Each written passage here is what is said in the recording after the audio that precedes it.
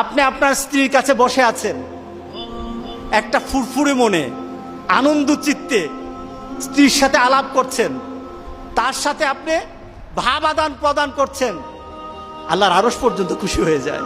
সুবহানাল্লাহ, আল্লাহর আরশ পর্যন্ত খুশি হয়ে যায়। যতক্ষণ পর্যন্ত আপনি এইভাবে আপনার স্ত্রীর সাথে কথা বলতে থাকেন, স্ত্রীর কাছে বসা থাকেন, আপনার আমলনামার মধ্যে সওয়াব লিখতে থাকে।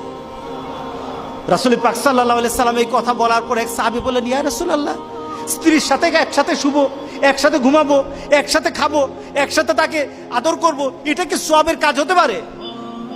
রাসূল পাক সাল্লাল্লাহু আলাইহি সাল্লাম বললেন, আচ্ছা তোমার স্ত্রীকে না নিয়ে তুমি যদি আরেকজন স্ত্রীর কাছে বসে থাকো, আছে কিনা? আছে কিনা? মজাই লাগে, উনিও খাইবেন, রেডি থাকেন। তুমি অন্য কোন স্ত্রীর পাশে বসে বসে ফিস ফিস ফিস ফিস করলা, মজাই লাগবে, তবে মনে রেখে দিও তোমার আমলনামার মধ্যে জিনার গুনাহ লেখা হবে। তুমি যতক্ষণ তোমার স্ত্রীর কাছে বসা থাকবে, জান্নাতের দরজাগুলি তোমার জন্য খোলা আরম্ভ হয়ে যাবে। আর যতক্ষণ পর্যন্ত পরস্ত্রীর সাথে বসা থাকবে, ততক্ষণ পর্যন্ত তোমার আমলনামার মধ্যে গুনাহ লেখা হবে কিনা। সাহাবায়ে কেরাম বলেন, ইয়া রাসূলুল্লাহ, অন্য স্ত্রীর সাথে বসলে তো গুনাহ তো হবেই, তাহলে তার উল্টাটা তোমার হালাল বউর সাথে বসলে, তোমার হালাল যাকে হালাল করেছো তার সাথে বসলে সওয়াব হয়ে যাবে।